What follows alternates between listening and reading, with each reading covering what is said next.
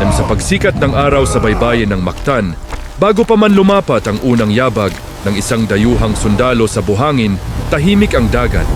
Ang alon ay banayad, ang hangin ay payapa. Ngunit sa ilalim ng katahimikang iyon, may tensyon, isang tensyong hindi pa kailanman naitala sa mga aklat ng Europa. Ngunit matagal nang nauunawaan ng mga taong naninirahan sa mga islang ito. Noong Abril 27, 1521, hindi pa umiiral ang salitang Pilipinas.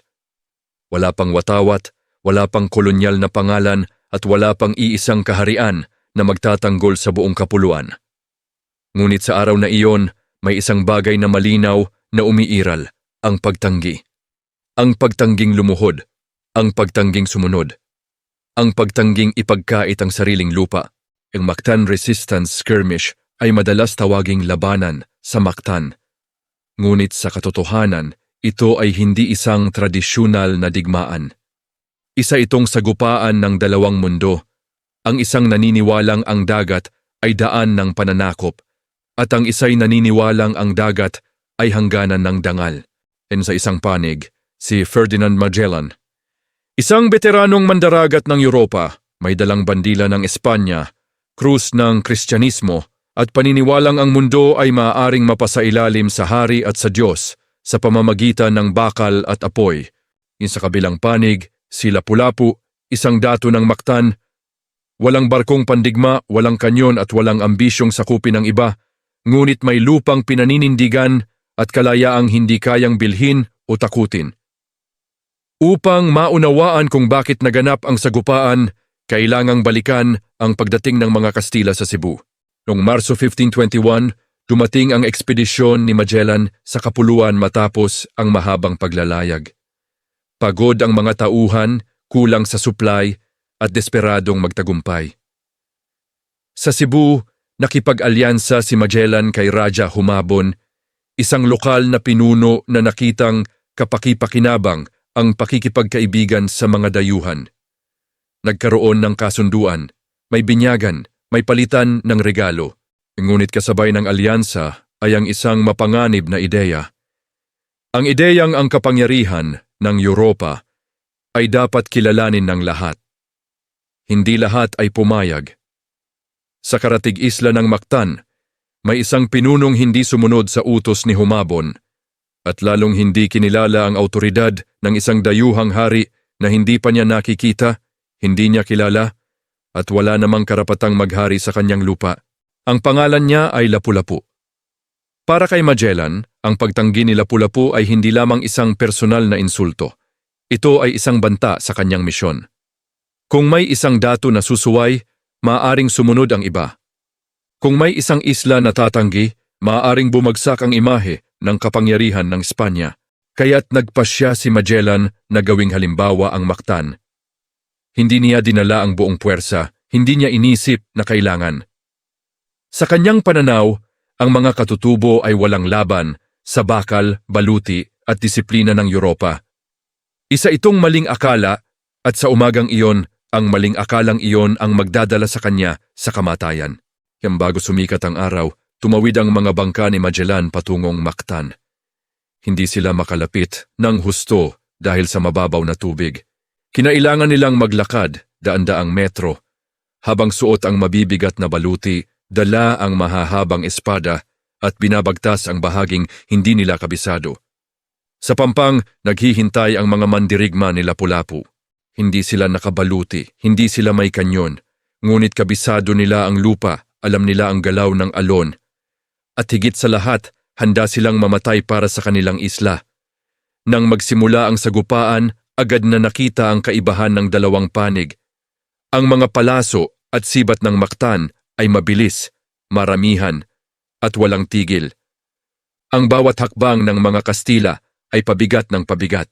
Ang kanilang baluti na dinisenyo para sa lupa ng Europa ay naging kahinaan sa mababaw at madulas na dalampasigan. Tinamaan ang mga sundalo, nadapa ang ilan, nang hina ang hanay. Sinubukan ni Magellan na panatilihin ang kaayusan.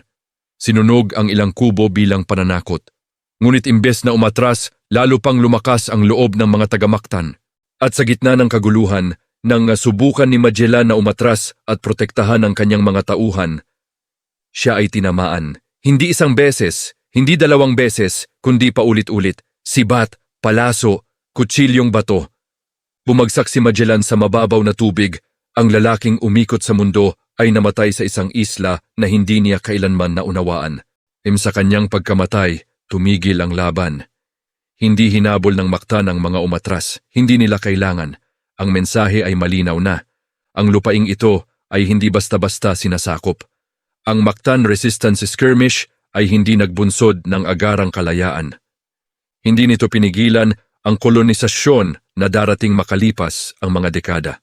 Ngunit ito ay isang babala sa kasaysayan na ang pananakop ay hindi magiging madali. At ang mga tao ng kapuluang ito ay marunong tumindig. Yan sa Europa ay yung Mactan do isang footnote. Yan para sa Pilipinas ito ang unang pahina ng paglaban. Si Lapu-Lapu ay hindi nag-iwan ng mga sulat. Walang opisyal na talambuhay. Ngunit ang kanyang kilos ay mas malakas kaysa anumang dokumento. Sa isang araw ng Abril, ipinakita niya na ang kapangyarihan ay hindi lamang nasusukat sa barko at baril, kundi sa paninindigan. At hanggang ngayon, sa bawat alon na humahampas sa Mactan, naroon ang alaala ng isang sagupaan na nagpapatunay ng isang katotohanan. Bago pa man tayo tinawag na Pilipino, marunong na tayong lumaban para sa ating lupa. Matapos bumagsak si Ferdinand Magellan sa mababaw na tubig ng Mactan, hindi nagdiwang ang mga mandirigma ni Lapu-Lapu. Walang sigaw ng tagumpay na umalingaw-ngaw sa dalampasigan. Walang bandilang itinaas. Walang awiting inialay. Sa halip, bumalik ang katahimikan. Isang katahimikang mabigat, puno ng kahulugan, at mas nakakatakot kaysa ingay ng labanan. Sa pananaw ng mga taga-Mactan, ang araw na iyon ay hindi araw ng pananakop o pagpapalawak ng kapangyarihan. Ito ay araw ng pagtatanggol. Natapos ang sagupaan hindi dahil sa lubusang pagkawasak ng kalaban, kundi dahil nakamit na ang layunin, ang ipagtanggol ang lupa at ipakita na ang autoridad ng isang dayuhan ay may hangganan. Sa kabilang panig ng dagat, sa mga barkong nakahimpil malapit sa Cebu, bumalot ang takot at kalituhan.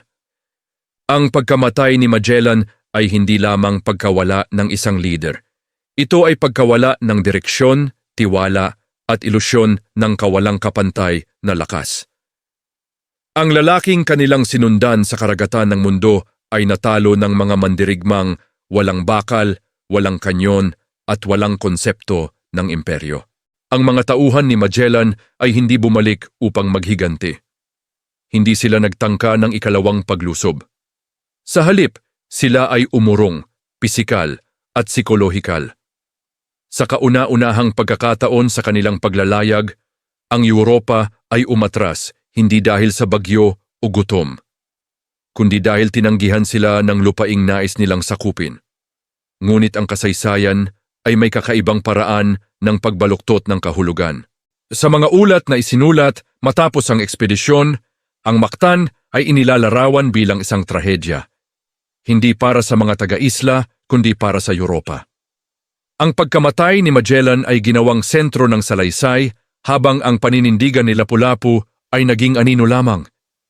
Sa mga aklat ng mananakop, ang Mactan ay hindi simbolo ng paglaban. Ito ay simpleng hadlang sa isang dakilang paglalakbay. Ngunit sa lokal na alaala, ibang kwento ang nabuo. Ang Mactan ay naging paalala na ang pakikipag-alyansa ay may kapalit at ang pagtanggi ay may dangal. Ang pangyayari ay nag-iwan ng marka sa ugnayan ng mga dato at pinuno sa kapuluan. Hindi lahat ay basta-bastang magpapasakop. Hindi lahat ay mabubulag ng mga regalo at pangakong kapangyarihan. Si Raja Humabon, na minsang kakampi ni Magellan, ay nawalan ng sandigan. Ang presensya ng mga Kastila ay biglang naging pabigat, hindi proteksyon. At sa kawalan ng malinaw na liderato, ang natitirang mga Europeo ay naging mahina, umaasa sa diplomasiya, takot, at pag-asa na makaalis ng buhay. Sa mas malalim na antas, ang Mactan Resistance Skirmish ay naglantad ng isang malaking pagkakaiba sa pananaw ng mundo. Para sa Europa, ang lupa ay maaaring ariin, sukatin at ipamahagi.